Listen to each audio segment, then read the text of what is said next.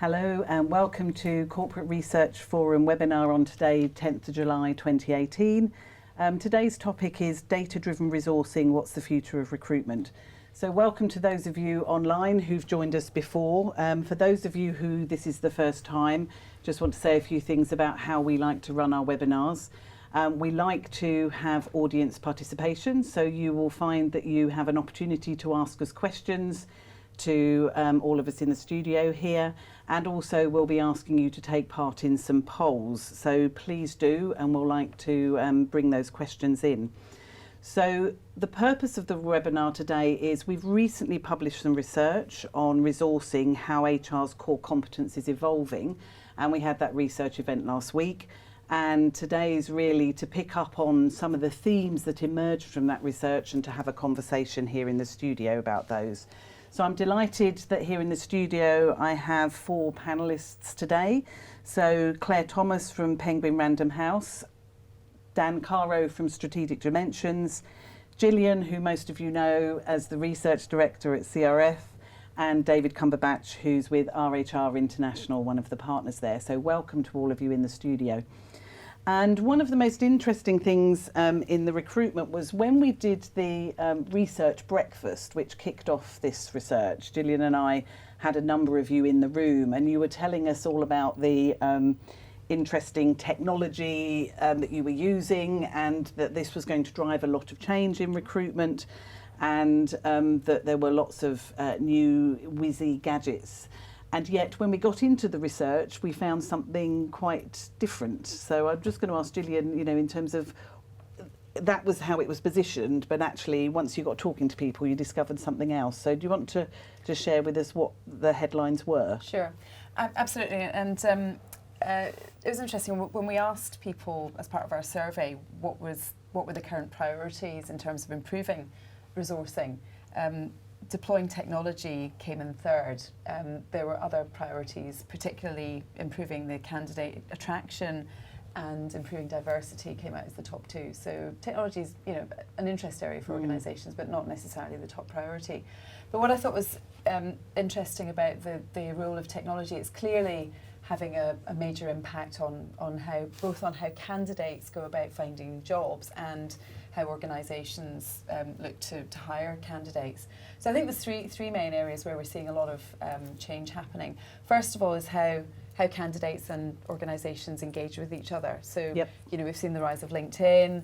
We're seeing lots of what are now being called CRM, i.e. candidate management, candidate relationship management systems that are really shifting the data, the conversations that organisations and candidates are having.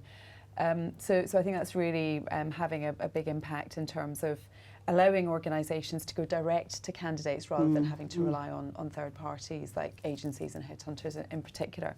So I think the second thing is the candidate experience is changing a lot, and that's also driven by technology. So we're seeing that the whole process is really speeding up. So organisations are looking to get from initial contact to offer much quicker. And there are quite a few examples of that in the research. There's also technology enables much more effective giving of feedback. So, you know, I think organisations are... Rather than you pinging off your CV and then it goes into a black hole and you never exactly. hear anything. So engaging technology to make sure that candidates, you know, get feedback and have the opportunity to provide feedback to the organisation as well. So it's very much becoming more of a two-way thing. And then we're seeing gamification as well, which as a way of assessing candidates. And it's also an element of the candidate experience. So some organisations are using gamification as part of their assessment process to kind of show that they are, you know, kind of down with the kids, with the latest technology and so on. And then I think the final point around the impact of technology is around the tools for assessment. So again, we asked as part of the research which of these tools are you using in your organisation or thinking about using. So, and there are three in particular that I think I would pull out. The first is video interviewing, and nearly half of organisations we surveyed are already using video interviewing.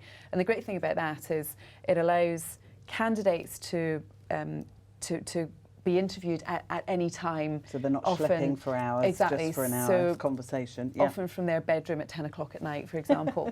It also allows recruiters to review the responses. Don't wear your pyjamas while you're doing that, though. Absolutely. And it also allows recruiters to review interviews at an appropriate time. Another key technology is artificial intelligence. So using machines to assess candidates, whether that's through the language that they use in a video interview, through facial recognition. We're seeing things like CV scraping from the web. Although saying that, AI is creating a lot of buzz, but there's only less than 10% of organisations who are actually using that today. And the other really interesting development is what we've called passive profiling. So we know that, for example, there are machines that can take an email that you've written and actually assess with a quite high degree of accuracy your personality profile based on what you've written and how you phrased it. So, there are many opportunities arising from these new technologies, but there are issues around the ethics and, if you as an organisation are using some of these techniques without having the appropriate sort of permissions from individuals, then governance becomes critical. You're potentially in trouble. So I think there's a lot going on that's really revolutionising this Okay, space. We'll dig into those as we're going into the rest of the webinar. But before we do that, I mean, obviously Gillian's just talked there about a lot of the themes.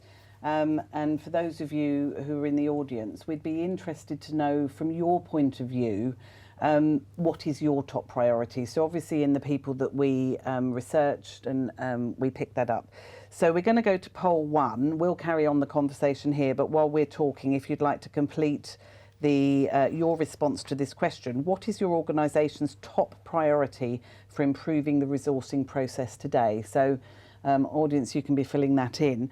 One of the things we found in the research, as Gillian said, there are lots of technology aspects that are being brought in, but basically and we find this in all sorts of CRF research, there are some basic fundamentals that we still need to get right. And all that the technology will do is help you perhaps do that more efficiently or in a different way, but unless you get the basics right, and resourcing turned out to be no different. And one of the things that we've constantly talked about in CRF is our ability to align HR practices, whatever they are, to the business outcomes and to the business strategy. How is the HR function driving organisational performance? And what we discovered was resourcing was no different, surprise, surprise, and being able to link our resourcing activity to a change in business strategy or a refocusing of